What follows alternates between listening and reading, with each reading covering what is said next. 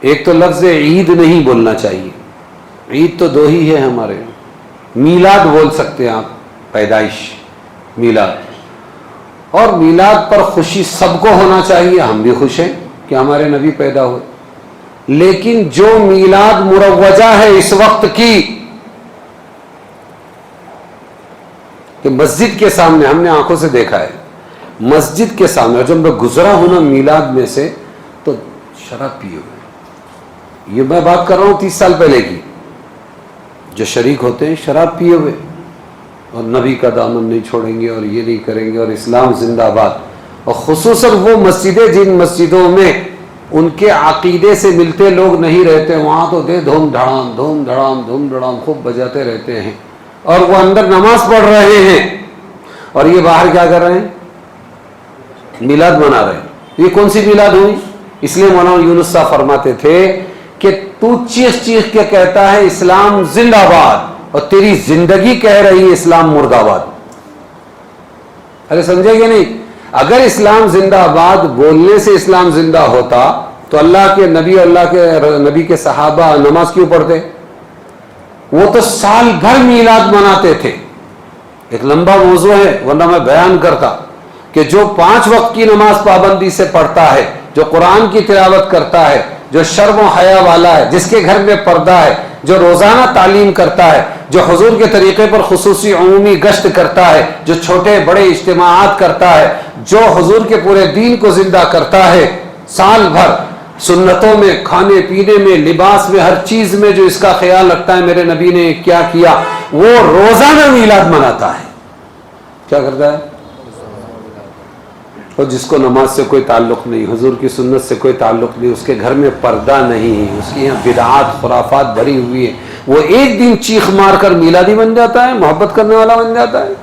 حضور سے محبت، حضور کی پیدائش پر خوشی ہر مسلمان کو ہے، ہمیں بھی ہے، لیکن ساتھ میں اس کے نام پر جو خرافات ہے، دیکھ لینا آنکھوں سے، جو خرافات ہے وہ کبھی بھی اسلام نہیں ہے، اور وہ کبھی بھی حضور صلی اللہ علیہ وسلم کی شریعت کے مطابق نہیں ہے۔ سمجھ میں آیا؟ تو یہاں بھی میں خاص پھر وہ حدیث دہرا رہا ہوں۔ ایک صحابی آئے، کہنے لگے اللہ کے رسول صلی اللہ علیہ وسلم قیامت کب آئے گی؟ تو حضور نے پوچھا قیامت کے لیے کیا تیاری کی ہے؟ تو آنے کی جلدی ہے تجھے کہ کب آئے گی؟ یہ بات سن کر شخص نے دل میں کچھ شرمندہ تو ہوا، لیکن پھر عرض کیا میں نے قیامت کے لیے بہت نماز، روزے، صدقات تو جمع نہیں کیے، مگر میں اللہ اور اس کے رسول سے محبت رکھتا ہوں۔ آپ نے فرمایا اگر ایسا ہے تو سن لو، تم قیامت میں اسی کے ساتھ ہوں گے جس سے تم محبت رکھتے ہو، مگر میں اللہ اور اس کے رسول سے محبت رکھتا ہوں۔ پہلے نمبر پہ کس کی محبت ہے؟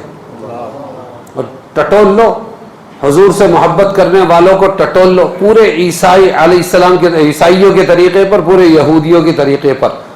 یہودیوں نے کہا عزیر اللہ کے بیٹے، اور عیسائیوں نے کہا عیسیٰ علیہ السلام اللہ کے بیٹے۔ تو حضور نے فرمایا یہ گمراہ ہو گئے، میرے کو اتنا بڑا کہ اللہ سے ملا کر one part of the God بنا کر تم گمراہ مت ہو جانا۔ مجھے اللہ یہ ہمیشہ کہنا محمد اللہ کے بندے اور رسول ہے۔ کیا ہے؟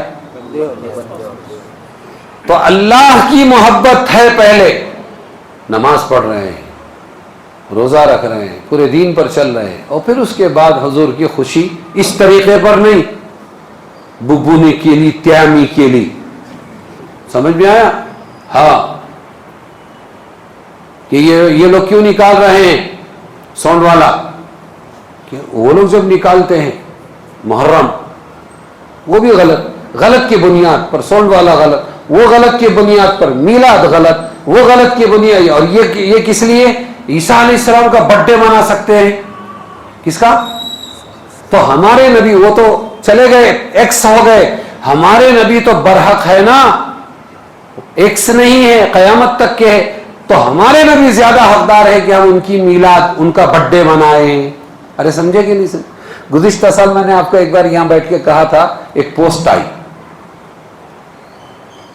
اور کیک رکھا ہوا ہے، کیا رکھا ہوا ہے؟ اور بچہ بھی جھولے میں اور کیک بھی، اور کیک کاٹ رہے ہیں، happy birthday to you Muhammad. میں نے دیکھا ہے، یہ ویڈیو آیا، گزشتہ سال. اور کون؟ ہمارے جبے قبے والے. بات کہاں تک پہنچے گی پتہ نہیں. سمجھے؟